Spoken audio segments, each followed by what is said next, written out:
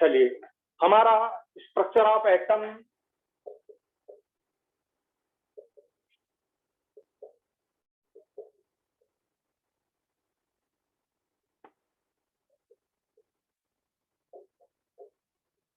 हमारा atomic structure चल रहा था बेटा, और एटॉमिक स्ट्रक्चर में हमने क्वांटम नंबर स्टार्ट किया था।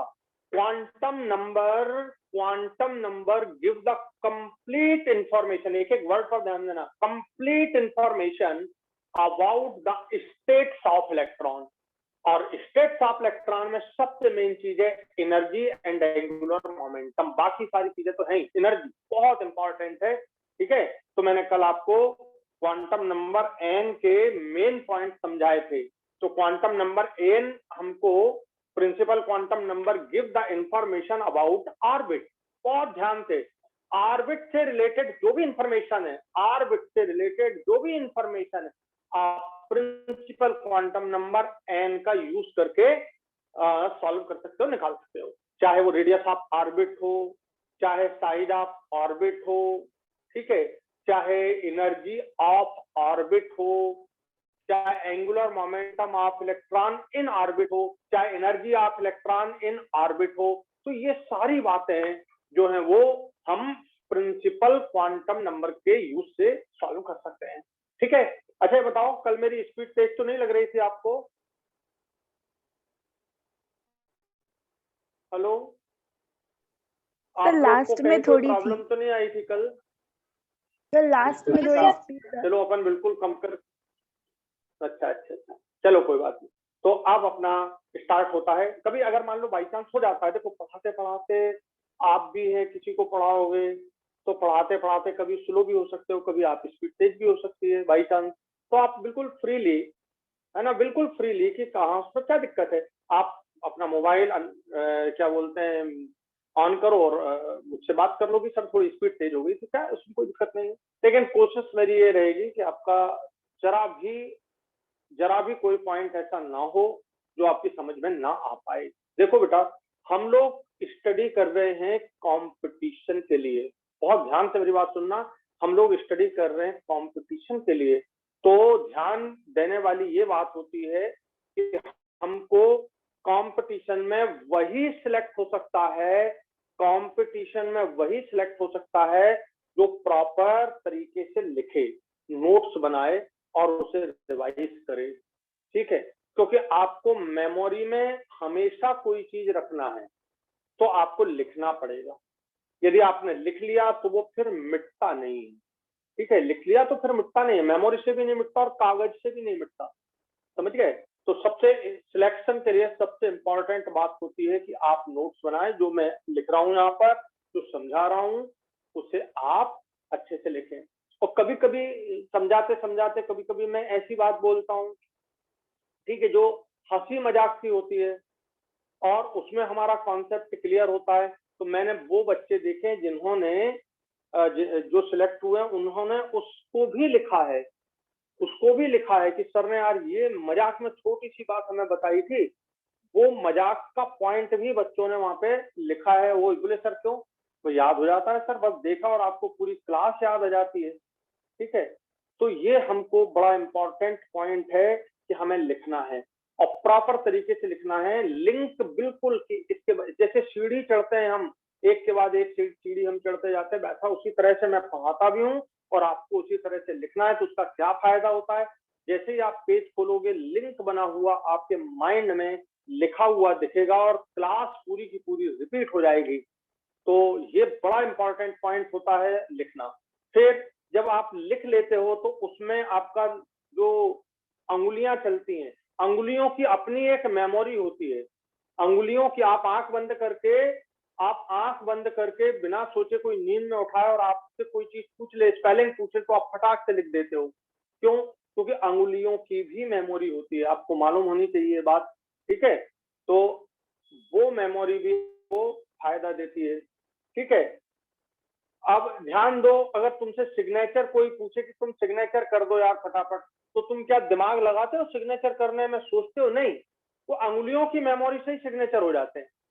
तो आप ये बात को समझ लो कि सिग्नेचर यानी अंगुलियों की मेमोरी से हो जाते हैं। तो वो सारी बातें सिग्नेचर ही तो, हम जो लिख रहे हैं वो क्या कर रहे हैं, सिग्नेचर कर रहे हैं ना बेटा, तो ये बात बहुत ध्यान से समझना।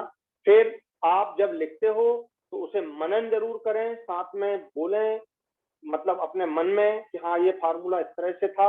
आप बोल भी रहे हैं, अब आप बोल रहे हैं और लिख रहे हैं और सुन भी रहे हैं खुद से, और मैं आपको सुना भी रहा हूं।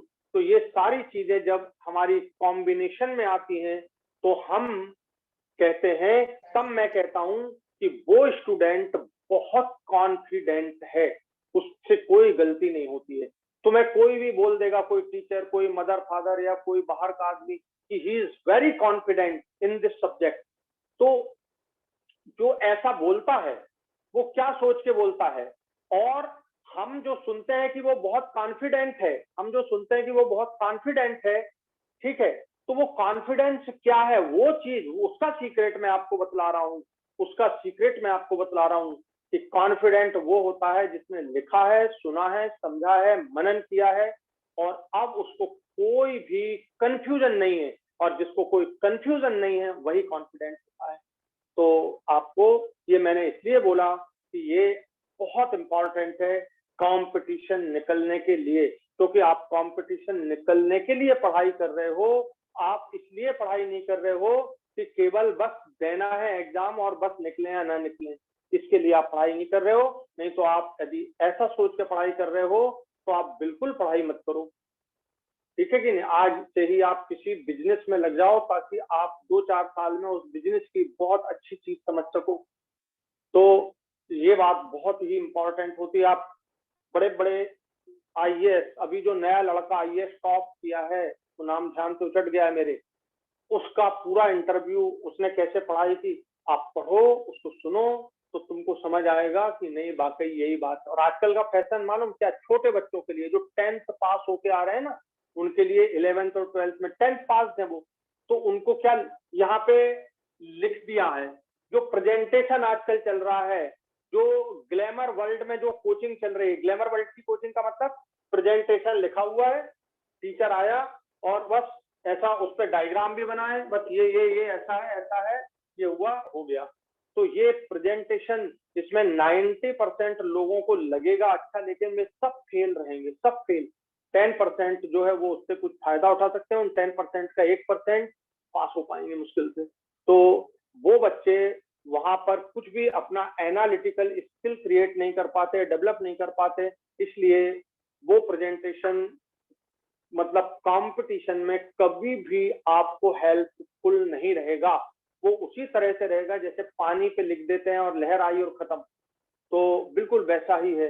तो कंपटीशन वही निकलेगा जिसके अंदर कॉन्फिडेंस होगा, और कॉन्फिडेंट वही होगा जिसके लिए मैंने आपको सीक्रेट बताया। चलिए हम स्टार्ट करते हैं। Azimuthal quantum number L.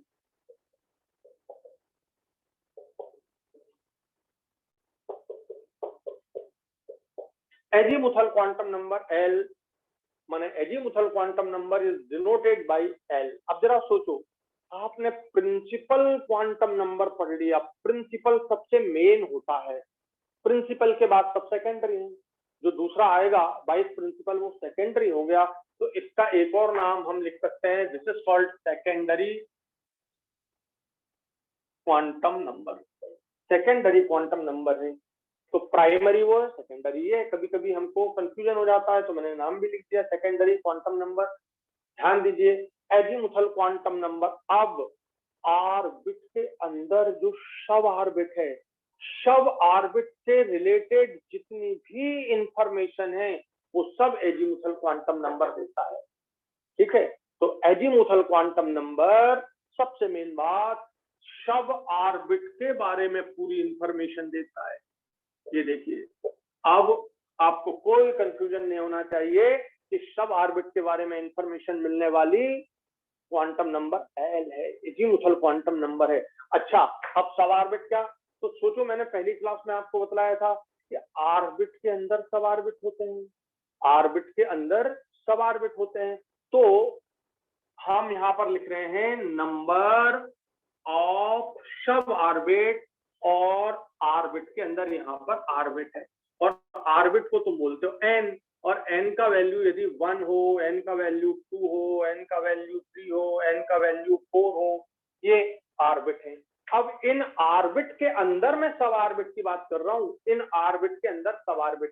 तो बहुत ध्यान से सुनना, ऑर्बिट के अंदर जो सब ऑर्बिट है, अगर वन ऑर्बिट नंबर 1 है तो उसमें एक ही सब ऑर्बिट होगा, ओनली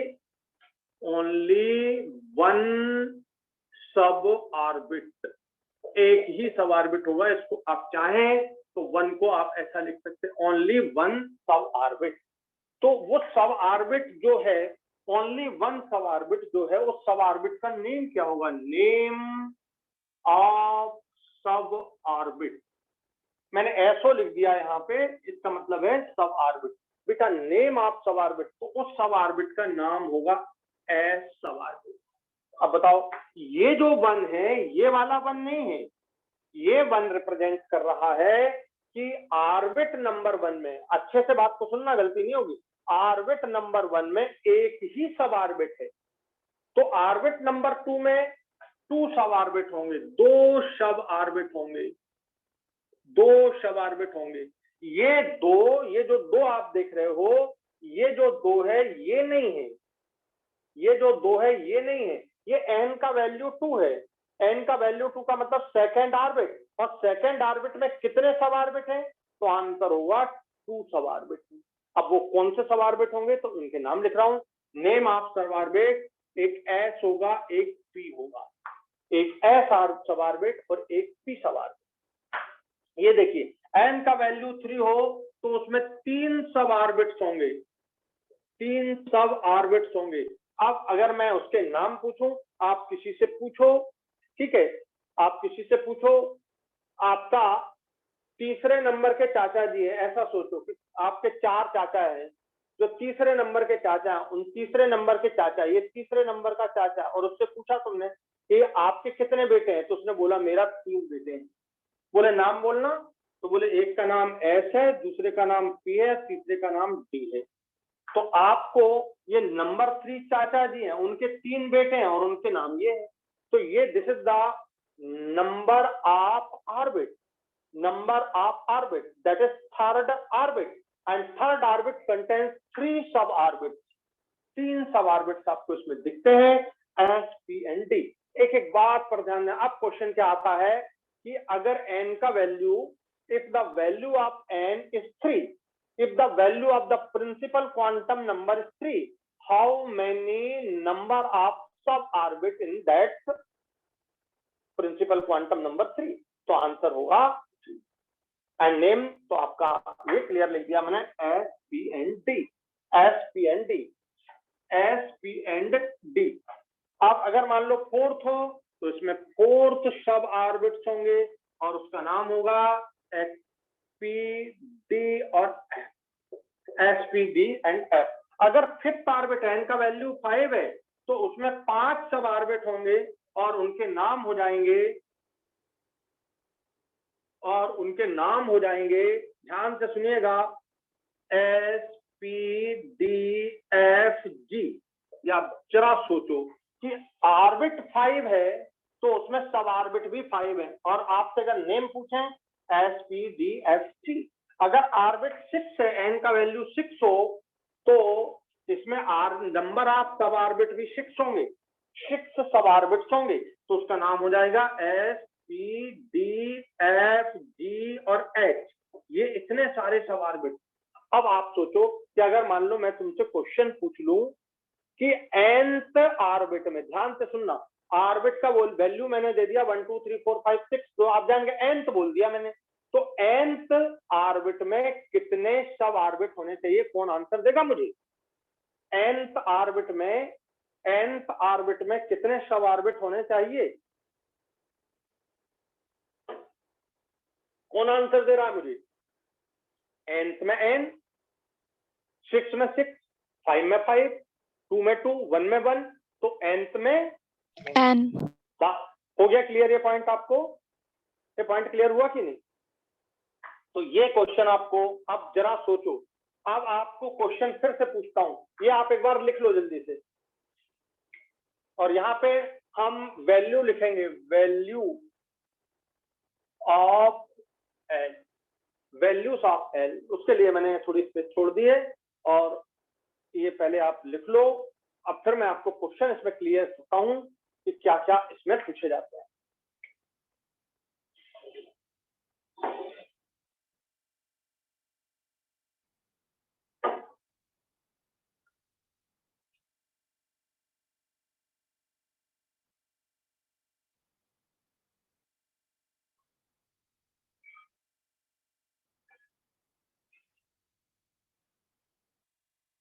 हो गया बेटा?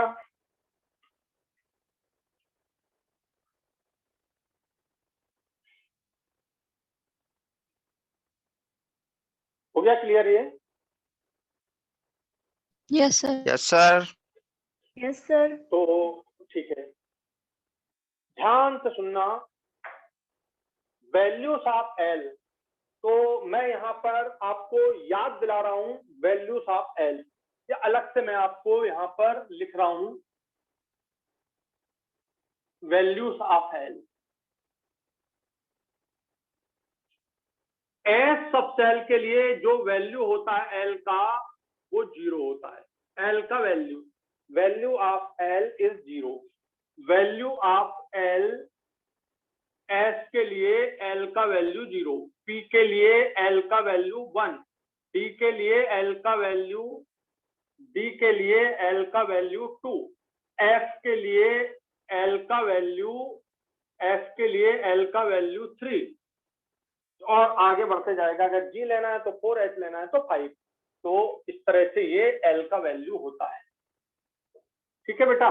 तो ये हमको याद रखना है। अगर क्वेश्चन पूछे एल के लिए वैल्यू यदि 0 दिया है तो वो कौन सा सबसेल होना चाहिए? आंसर दो। एस। S, S subshell. बहुत अच्छे से, एस सबसेल के लिए एल का वैल्यू 0 है। The value of L for S सब सेल, ये सब सेल है। क्या है ये? सब सेल हैं, ये सब सेल हैं। तो सब सेल के लिए एल का वैल्यू यदि 0 है तो वो एस सब सेल है, पी के लिए 1 होगा, डी के लिए 2 होगा, एस के लिए 3 होगा। तो ये पहली बात आपको समझ आ गई? ये बात समझ आ गई आपको? Yes sir. Yes sir. ध्यान से सुनना। अब यहाँ देखो ये क्या है? एस, यहाँ देखो क्या एस, तो वैल्यू क्या हो जाएगा? 0। यहाँ देखो क्या है? एस, तो एक वैल्यू हो गया 0 और 1। दूसरा वैल्यू हो गया 1। यहाँ देखो क्या है? एस का वैल्यू 0, पी का वैल्यू 1, डी का वैल्यू 2। यहाँ देखो कितने हैं? 1 2 3 4। तो यहाँ पर 0 1 2 3 ये आ जाएगा। यहाँ देखिए 1 2 3 4 5, तो यहाँ आ जाएगा 0 1 2 3 4। इस तरह से यहाँ पर 0 1 2 3 4 और 5, इस तरह से आप लिख सकते हैं इनको। बोलो क्लियर हो गया आपको? तो ये आप ऐसे यहाँ पर वैल्यू लिख लो, ये वैल्यू लिख लो।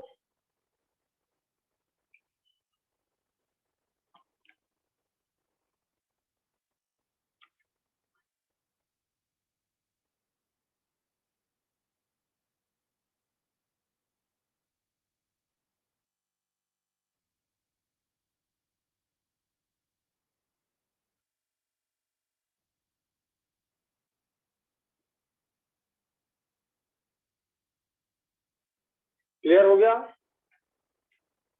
ये Yes, क्लियर हो sir. गया आपको? अब अगली बात पर आते हैं, ध्यान से सुनिएगा।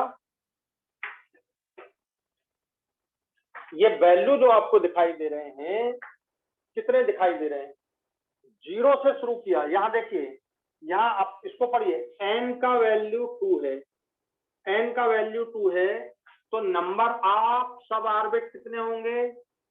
2 होंगे। तो पहली बात, number of sub orbit in a given orbit n is equal to n। देखिए, number of sub orbit, number of sub orbit in, ये पॉइंट को समझिए, मैं क्वेश्चन आपको बोल रहा हूं।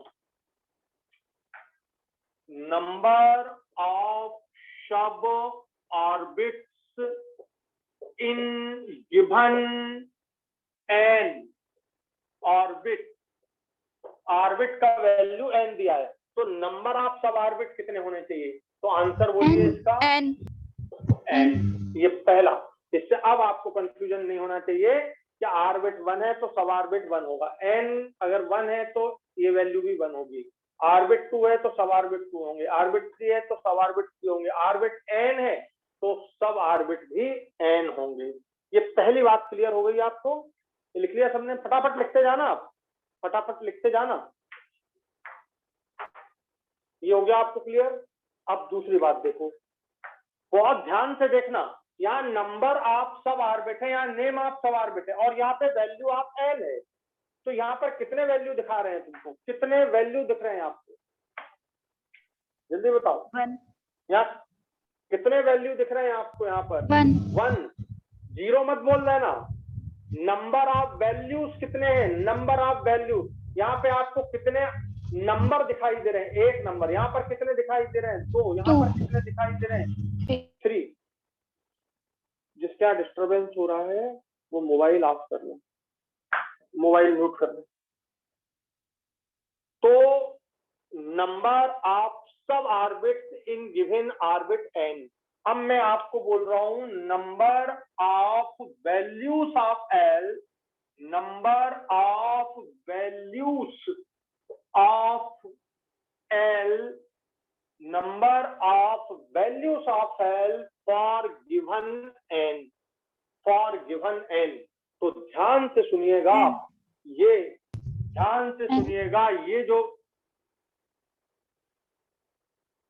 Number of values of L for given N, तो आपका आंसर क्या होगा? एन। यहाँ देखिए, अगर एन का वैल्यू 1 है तो एक ही वैल्यू दिख रही है। यहाँ पर देखिए एन का वैल्यू 2 है तो 2 वैल्यू दिख रही है। ये देखिए 2 वैल्यू, और जो 2 वैल्यू में किनके लिए है? एक एस के लिए है और एक पी के लिए। ये बात को समझना होगा अच्छे से। तो नंबर ऑफ ऑर्बिट यदि आपको 2 दिया है, एन का वैल्यू 2 दिया है, तो सब ऑर्बिट 2 होंगे और उनका नाम होगा एसपी, और वैल्यूज कितने हो जाएंगे? 2। तो आपके 2 वैल्यू आपको दिखाई दे रहे हैं। 3 में, ये 3 में आपको 3 वैल्यूज, 1 2 3 वैल्यूज आपको नजर आ रहे हैं। तो कितना इंपॉर्टेंट क्वेश्चन है, आप सॉल्व करेंगे तब आपको मेरी पढ़ाई समझ में आएगी कि हाँ ये करेक्ट बात है। तो number of values of L for given value of N, answer होगा एन। अब आप, यदि आपको 2 दिया जाए तो ये 2 की बात की जा रही है, समझ गए? वैल्यू एन का वैल्यू 2 हो तो एल के कितने वैल्यू होंगे? ये 2 वैल्यूज होंगे। एन का वैल्यू 3 हो तो एल के कितने वैल्यूज होंगे? 3 वैल्यूज होंगे। वो कौन कौन के लिए होंगे? ये देखो, ये 3, तो ये इसके लिए, ये इसके लिए, ये। तो बोलो, कॉन्सेप्ट क्लियर हो गया अब आपका? ये सेकंड कॉन्सेप्ट क्लियर हो गया आपका पूरा अच्छे से सबका? ठीक है, अगला देखो, अगला पॉइंट देखना आप।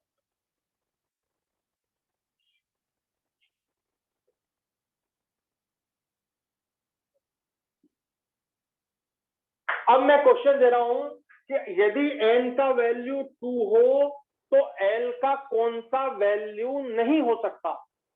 तो हो सकते कौन से हैं? 0 1, तो नहीं हो सकता कौन सा? 2 नहीं हो सकता, 3 नहीं हो सकता, 4 नहीं हो सकता, ये नहीं हो सकते। ध्यान देना बेटा सब लोग, जो है वो इम्पोर्टेंट, जो नहीं है वो मोर इम्पोर्टेंट। जो है वो इम्पोर्टेंट, जो नहीं है वो मोर इम्पोर्टेंट। क्या बताइए, इसमें पी होता है क्या? 1 में पी होता है क्या? नहीं। No, sir. 1 में डी होता है क्या? नहीं। 1 में एफ होता है क्या? नहीं। तो ये नहीं होते हैं।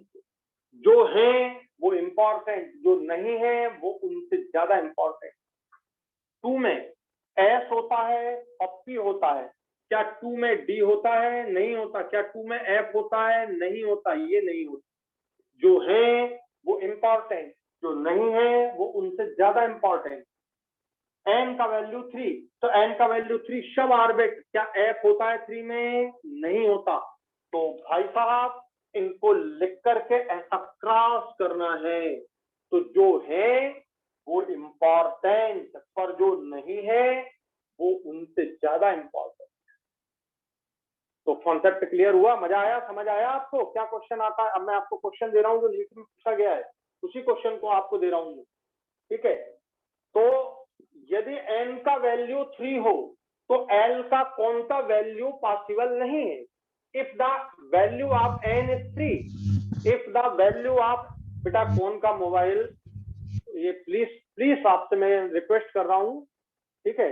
यदि किसी के यहाँ डिस्टर्बेंस है तो उसको म्यूट कर लें, ठीक है? नहीं तो मैं आपसे बात नहीं कर पाऊंगा, मैं यहाँ से म्यूट कर दूंगा आपको, तो फिर आप सिर्फ मेरी बात सुन पाएंगे, आप मुझसे इंटरेक्शन नहीं कर पाएंगे। तो जिनके यहाँ प्लीज डिस्टर्बेंस है, प्लीज म्यूट देयर मोबाइल। तो क्वेश्चन पर ध्यान दीजिए। If the value of, question है, if the value of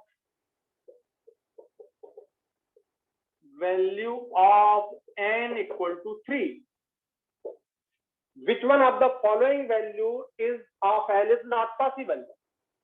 Which of the following value of L is not possible? मैं आंसर दे रहा हूं, एक आंसर हो गया 0 पॉसिबल है, दूसरा आंसर हो गया 1 पॉसिबल है, तीसरा आंसर हो गया 2 पॉसिबल है, लेकिन 3 पॉसिबल नहीं, क्योंकि 3 किसके लिए होता है? देखिए 3 किसके लिए होता है? f के लिए होता है, और इसमें f है नहीं है तो 3 नहीं है। तो आपके 4 ऑप्शन अगर मैं यहाँ पर दूं, यहाँ पर मैं आपको 4 ऑप्शन दूं, कौन कौन से? 0 1 2, ये ऑप्शन दिए मैंने, 0 1 2 और 3, तो ये आपका आंसर हो जाएगा, क्योंकि 0 1 2 तो हमें दिख रहे हैं, हम एकदम क्लियर है कि n का वैल्यू 3 दिया है, तो l के 3 वैल्यूज पॉसिबल होंगे, l के 3 वैल्यूज पॉसिबल होंगे, और वो कौन कौन से होंगे?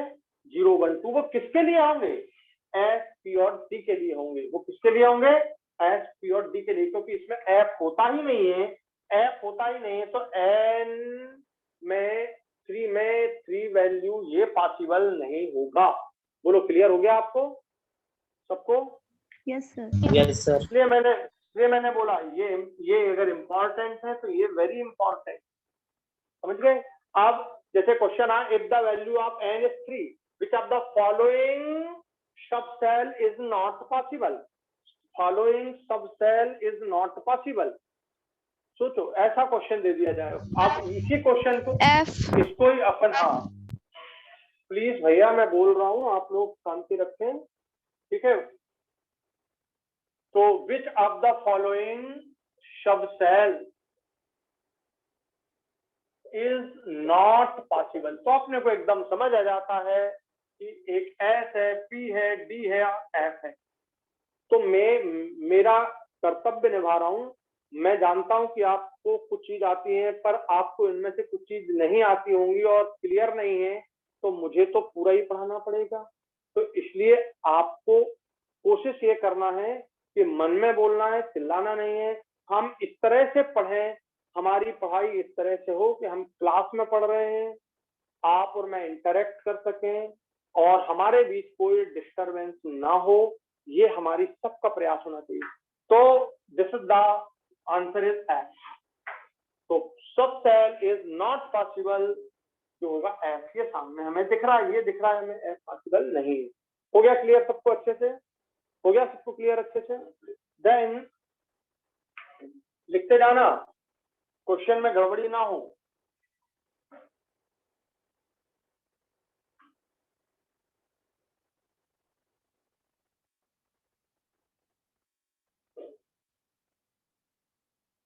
अब इधर देखो, अब क्वेश्चन फिर नया दे रहा हूं मैं, दिखने को तो वही है। वैल्यूज ऑफ एल जो होते हैं वो 0 से इंक्लूड करते हुए n-1 तक होते हैं। इसको ध्यान से समझना है इस बात को। अब मैं यहां लिख रहा हूं 0 से 0 to n-1, ये वैल्यू होते हैं 0 to n-1। देखो ध्यान से, अगर n का वैल्यू 1 है तो 0 से n-1, 0 तो इंक्लूड करता हुआ लिख रहा है 2n-1 और n का वैल्यू 1 है, तो 1-1 0 माने एक ही वैल्यू रहा 0। अगर n का वैल्यू 2 है, n का वैल्यू 2 है, तो 0 to n-1, 0 to n-1, अब 2 आप यहाँ पे 2 रख दो, यहाँ पे आप 2 रख दो, तो 2-1 क्या है 1। तो अब आपको ये क्वेश्चन पूछा गया है नीट में, जब आप सॉल्व करेंगे तो ये मिलेगा। तो 0 to n-1 वैल्यू होते हैं l के। तो values of l for given value of n is 0 to n-1। बहुत इंपॉर्टेंट है, values of l for given n। तो आंसर होगा 0 to n-1। हो गया कॉन्सेप्ट क्लियर?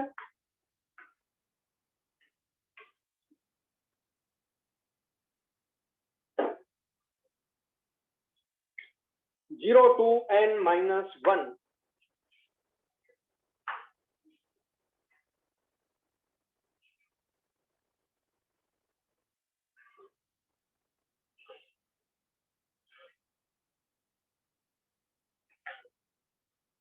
बता दिया गया है। बताइए, अब मुझे बताओ कि Yes, ये sir. तुमको ये पूरा कंसेप्ट आज का क्लियर हुआ कि नहीं सब लोग को?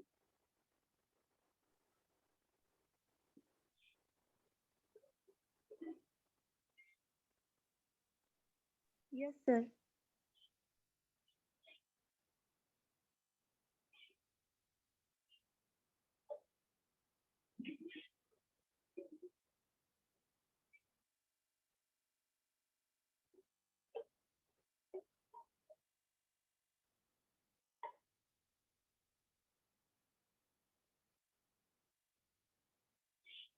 तो इस तरह से अब आपका पूरा कॉन्सेप्ट क्लियर है। तो बताइए, वैल्यूज ऑफ एल और वैल्यूज ऑफ एन में जो रिलेशन है वो भी आपको क्लियर हो गया, और सब ऑर्बिट के बारे में पूरी इंफॉर्मेशन देने वाला क्वांटम नंबर होता है एजीमुथल क्वांटम नंबर। चलिए अगला, अब देखिए,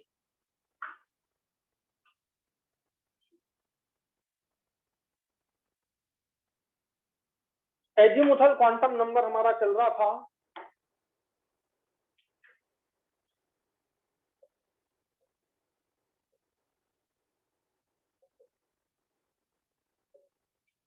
बेटा। एल दूसरी इंफॉर्मेशन देता है शेप्स ऑफ ऑर्बिटल। एल हमको बताता है शेप्स ऑफ ऑर्बिटल। कुछ लोग ऑर्बिटल बोल देते हैं, कुछ लोग ऑर्बिटल बोलते हैं, तो आपको जो बोलना हो वो बोल दो, ऑर्बिटल लिखना है। शेप्स ऑफ ऑर्बिटल, तो ध्यान से सुनना, ये शेप्स ऑफ ऑर्बिटल को जब मैं श्रोडिंगर इक्वेशन पढ़ाऊंगा तब मैं आपको शेप्स ऑफ ऑर्बिटल को डिटेल में समझाऊंगा, उसके ग्राफ समझाऊंगा, न्यूक्लियस से इलेक्ट्रॉन का डिस्टेंस समझाऊंगा, उसके शेप क्यों ऐसे बनते हैं वो समझाऊंगा। लेकिन यहाँ पर हमारा एम एजीमुथल क्वांटम नंबर से रिलेटेड प्रॉब्लम्स को सॉल्व करना है, ना कि हम श्रोडिंगर को पढ़ रहे हैं अभी। तो शेप्स ऑफ ऑर्बिटल बताइए, एस ऑर्बिटल का शेप कैसा होता है? Spherical symmetrical, spherical symmetrical. S orbital का ये न्यूक्लियस हो गया, ये न्यूक्लियस। पी ऑर्बिटल, कोई सा भी पी ऑर्बिटल है तो उसका शेप कैसा होता है? डम्बेल शेप, ये न्यूक्लियस है, डम्बेल शेप। डी ऑर्बिटल का शेप कैसा होता है? ये डबल डम्बेल, ये डबल डम्बेल होता है।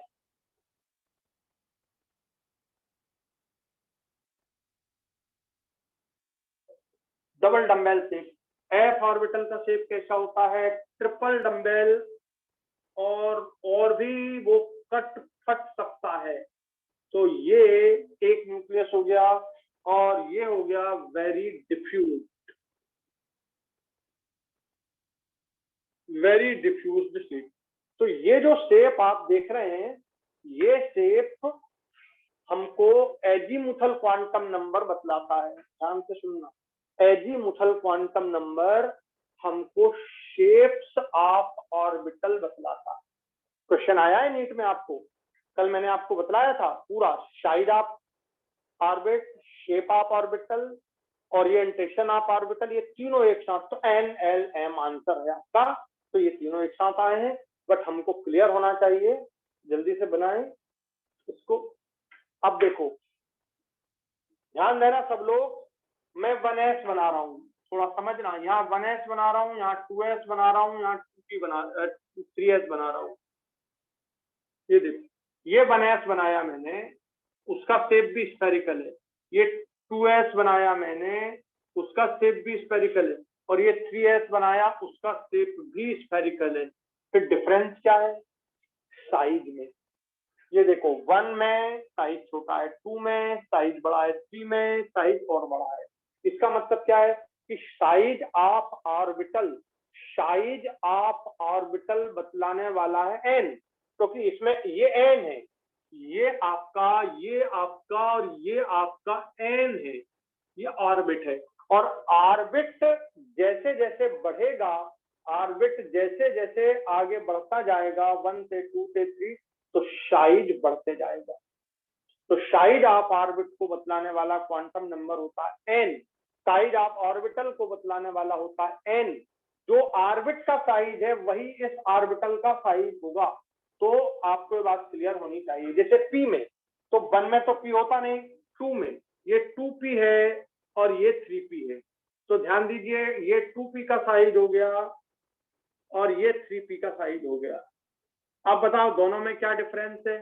दोनों में डिफरेंस ये है कि ये 2p है तो इसका साइज छोटा है और इसका साइज बड़ा है।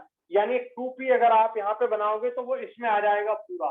तो ये 2p का साइज हुआ, ये 3p का। लेकिन शेप दोनों के कैसे हैं? डम्बेल हैं।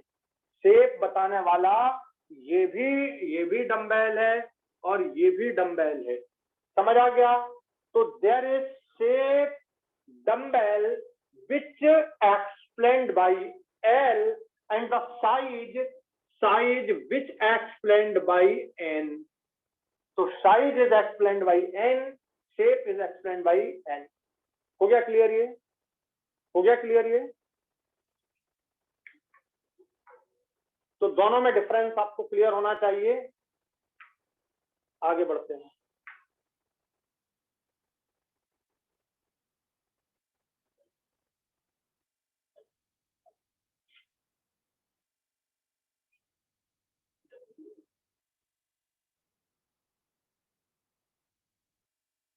तो shapes of orbital is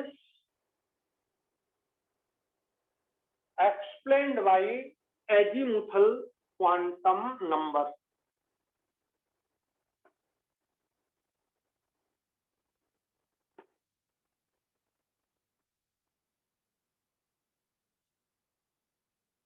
अगला पॉइंट पर आइए। एजीमुथल क्वांटम नंबर हमको अगला पॉइंट जो बतलाता है, बहुत ध्यान से सुनिए, जब इलेक्ट्रॉन सब ऑर्बिट में होता है और उस सब ऑर्बिट में इलेक्ट्रॉन का एंगुलर मोमेंटम, तो ध्यान से सुनिए, एंगुलर मोमेंटम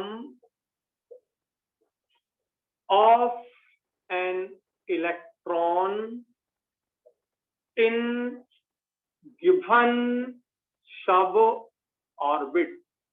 suborbit मतलब सब सेल, एंगुलर मोमेंटम। इस एंगुलर मोमेंटम को हम बोलते हैं MVR। एंगुलर मोमेंटम को हम बोलते हैं MVR। ये आपका हो गया angular momentum. But the angular momentum of an electron in suborbit की बात की जा रही है। अब ध्यान से सुनना, suborbit की बात की जा रही है। और suborbit में जितने भी छोटे छोटे ऑर्बिटल होते हैं वो सब एक जैसे होते हैं। जैसे मैं इसके पहले आपको एक बात समझा दूं ताकि आपको गड़बड़ फील ना हो।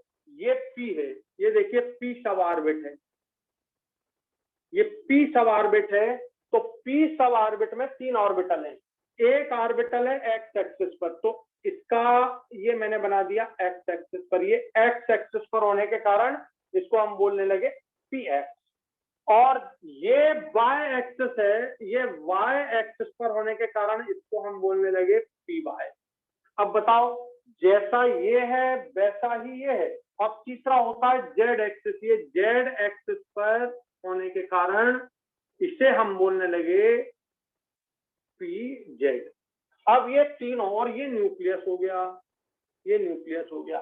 तो ऐसा है तो पी एक्स एक्सिस, ऐसा हो गया तो पी वाई एक्सिस, और ऐसा हो गया तो पी जेड एक्सिस, और तीनों एक्सिस एक दूसरे के परपेंडिकुलर है। हम ऐसा रख दें तो भी वही है, ऐसा रख दो तो भी वही, ऐसा रख दो तो भी वही है। तो सिर्फ हमने axis P X P Y P Z पर उन्हें रिप्रेजेंट करते हुए बताया है।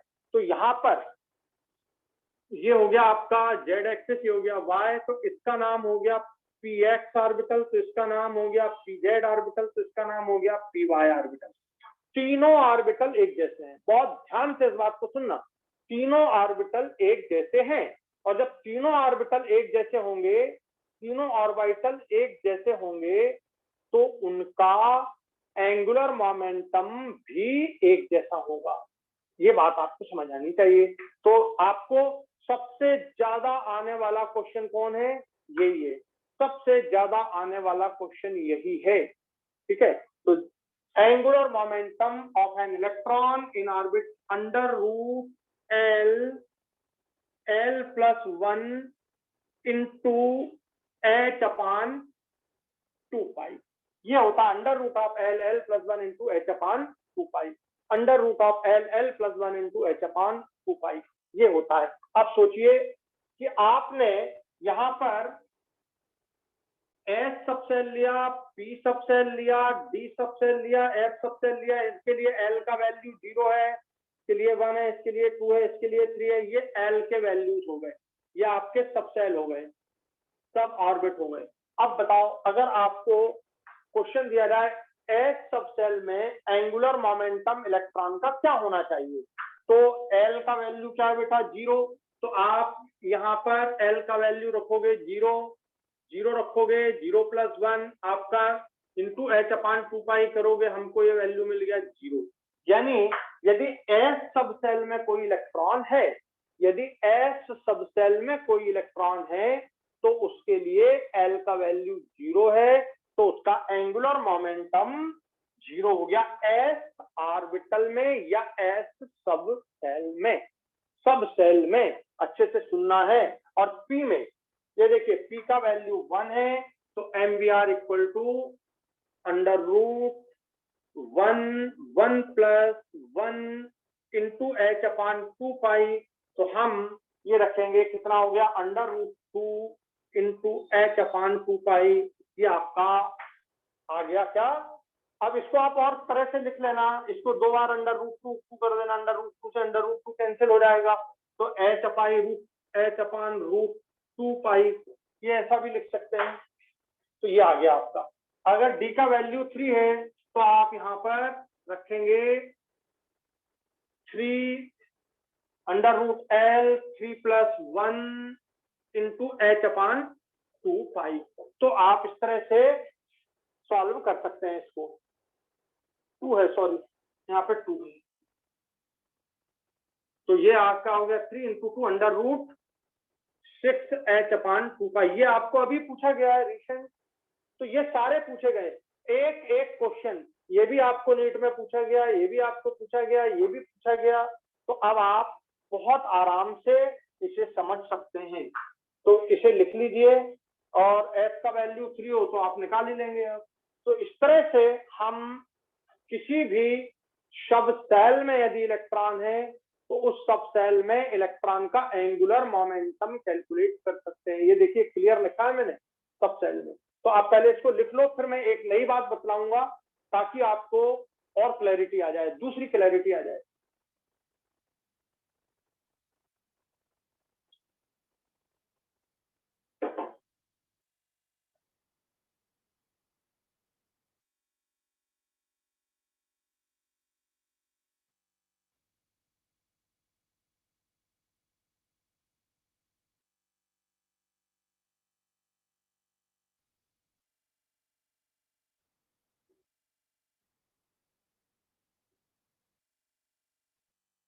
हो गया?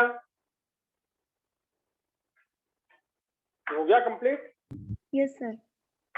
अब ध्यान से सुनना बेटा, ये h/2 को हम h डिराक ये कट लगा देते हैं, ऐसा भी लिख सकते हैं।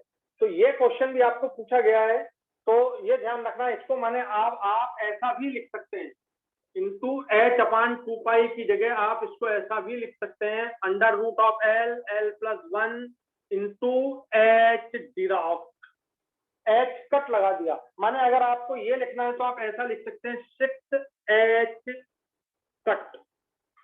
ये आपको पूछा गया है क्वेश्चन, तो इसे ध्यान रखिए, यही वाला आया है, इसको आप ऐसा भी लिख सकते हैं, h/2 की जगह h डिराक, DIRAC डिराक बोलते हैं इस कट लगाने को, तो इस तरह से भी लिख सकते हैं। ठीक है, तो ये इसी के सामने आप ये लिख लेना, इसको भी लिख लेना, ताकि आपसे मिस्टेक नहीं हो कभी भी, कि कई बार क्या अपन ये देख नहीं पाते, अपन जो ये लिखा है और ये इसमें अपन डिफरेंस नहीं कर पाते, अपनी आंख इसको देख नहीं पाती, ध्यान नहीं दे पाते, पर मैंने आपको बतला दिया कि यहाँ पे इसको ध्यान रखना है इनको।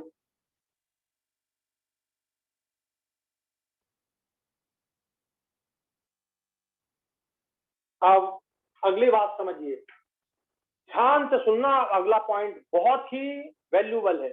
ये सबसेल के लिए मैंने बात की, और सबसेल ये आपका पी सबसेल बनाया, ध्यान से सुनना, पी सबसेल बनाया मैंने। ये जो पी सबसेल है, इस पी सबसेल में 3 ऑर्बिटल हैं, px, py, pz, ये 3। अब इलेक्ट्रॉन तो ऑर्बिटल में होते हैं, तो अगर आपने px ऑर्बिटल में इलेक्ट्रॉन की बात की, तो px ऑर्बिटल में यदि आप इलेक्ट्रॉन की बात करोगे तो p के लिए l का वैल्यू 1 ही होगा, p के लिए l का वैल्यू 1 ही होगा। तो चाहे मैं px में बोलूं, चाहे p में बोलूं, चाहे py में बोलूं, चाहे pz में बोलूं, सब में यही वैल्यू आपका आएगा। फिर से ध्यान से, यहाँ पे फिर से मैं एक बार लिख रहा हूं, चाहे आप यहाँ पर जो p दिया है, चाहे आपको ये px में बोले, चाहे py में बोले, चाहे pz में बोले, किसी में भी बोले, चाहे px में बोले, चाहे py में बोले, चाहे pz में बोले, किसी में भी ये बोले, किसी में भी px में बोले, चाहे py में बोले, चाहे pz में बोले, p दिख रहा है आपको, l का वैल्यू 1 है, यही आंसर होगा, यही आंसर होगा। बात क्लियर हो गई आपको? ये बात क्लियर हो गई? नहीं तो आप कहीं बोले सर वहां तो p बोला था, यहाँ तो px दिया, तो px is a orbital of p subshell. तो p सबसेल में जो 3 ऑर्बिटल हैं, उनमें किसी में भी दें, px में दें, py में दें, pz में दें, आंसर यही होगा। क्लियर हो गया ये? क्लियर हो गया ये? फिर अगर आपको डी में दे, तो डी में कोई भी दे, dz² दें, चाहे dy दें, चाहे dxz दें, चाहे dxz दें, चाहे dx² माइनस y² दें, कोई भी दे, डी का कोई भी ऑर्बिटल दें, आपको डी का आंसर यही होगा। बात क्लियर हो गई? तो गड़बड़ नहीं करना, एक लिख लें कि अगर कोई ऑर्बिटल भी दे दिया जाए, कोई ऑर्बिटल भी दे दिया जाए, p का दे दें, तो भी हमको आंसर यही देना है। नहीं तो आप कंफ्यूज हो जाएं कि हमको तो p सबसेल में पढ़ाया था सर ने, ऑर्बिटल में तो नहीं। तो px सबसेल और px orbital is the orbital of p subshell and the value of l for p subshell is 1। सो यहाँ पर अब आप एक बात और लिख सकते हैं, क्या? सब ऑर्बिट सबसेल और ऑर्बिटल, और ऑर्बिटल, ध्यान से सुन लो, angular momentum of an electron in a given orbital, orbital भी यूज कर सकते हैं। ठीक है, ऑर्बिटल यही आया है, सबसेल भी आया है और ऑर्बिटल भी आया है। स्टूडेंट कंफ्यूज हो जाता है कि ऑर्बिटल में पूछा है तो अब क्या करूं, तो मैंने इसलिए आपको दोबारा बताया और यहां भी बताया, डी में कोई भी ऑर्बिटल दिया जाए आपको, डी में कोई भी ऑर्बिटल दिया जाए, ठीक है, एंगुलर मोमेंटम यही होगा। ठीक है, बात क्लियर हो गई? आप कोई दिक्कत तो नहीं है समझने में? तो ये बात आपको बहुत इंपॉर्टेंट मुझे समझानी थी। अब बताओ क्या बोल रहा हो, स्टेटमेंट पढ़ो, angular momentum of of an electron in orbital is equal to the mvr equal to under root of l plus 1 into h upon 2 pi। किससे पता लग रहा है? ये l का वैल्यू पता हो तो आप एंगुलर मोमेंटम कैलकुलेट कर सकते हैं। ये आपका एंगुलर मोमेंटम है। तो इसलिए इस क्वांटम नंबर का, नीट में पूछा गया है, इस क्वांटम नंबर का दूसरा नाम हो गया एंगुलर मोमेंटम क्वांटम नंबर। इस क्वांटम नंबर का दूसरा नाम हो गया एंगुलर मोमेंटम क्वांटम नंबर। ये एल ही होता है। Angular momentum quantum number L कहलाता है। समझ गए? Angular momentum. बोले सर एंगुलर मोमेंटम तो एन में भी निकाला था, कैपिटल जो आपने एन कल लिखा था वो ऑर्बिट में है और ये सब ऑर्बिट में है। तो सब ऑर्बिट जो है वो ज्यादा स्पेशल हो गया है। इलेक्ट्रॉन को रूम मिल गया है, उस रूम में बैठा हुआ इलेक्ट्रॉन है। तो ऑर्बिट की बजाय ऑर्बिटल या सब ऑर्बिट ज्यादा इंपॉर्टेंट होता है। तो ध्यान रखिए angular momentum quantum number is L. Azimuthal quantum number is said to be angular momentum quantum number. बोलो क्लियर हो गया? Yes sir. तो ये आपका एंगुलर मोमेंटम क्वांटम नंबर से रिलेटेड बात हो गई।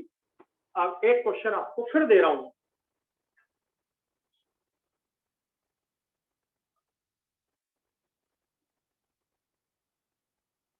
क्वेश्चन है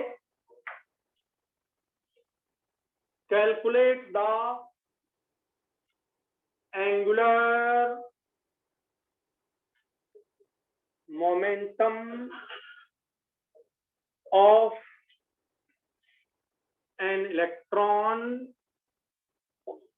in, ध्यान से सुनिएगा, p sub cell,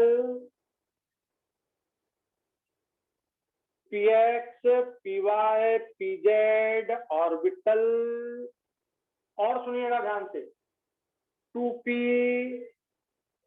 3p, 2px, 3py, कुछ भी दिया जाए, 3pz, 4pz, कुछ भी दिया जाए, हमें इससे कोई मतलब नहीं है। हमें इससे कोई मतलब नहीं है। हमें इससे कोई मतलब, हमें सिर्फ मतलब है इस सब का आंसर p। अब p के लिए l का वैल्यू 1 और आपका आंसर फाइनली आ गया mvr equal to under root L. L है 1, मैं सीधा लिख देता हूं 1 + 1 इंटू एच अपॉन 2 पाई।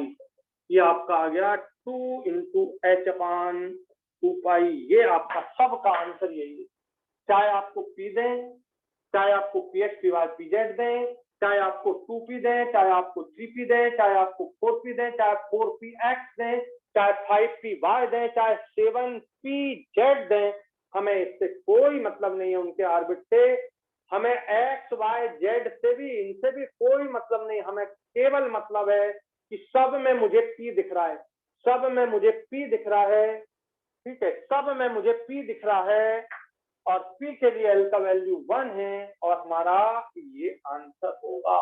कहीं कोई कंफ्यूजन नहीं होना चाहिए। अब चाहे 3d दें, चाहे 3dxy दें, चाहे dxy दें, चाहे अकेला d दें, कोई डरने की जरूरत नहीं। जहां d दिखा n का l का वैल्यू आपका 2 हो जाएगा और अंडर रूट 6h का आंसर आ जाएगा mvr का। तो ये भी पूछा गया है और अब आप एल की सारी बातें बहुत अच्छे तरीके से समझ चुके हैं।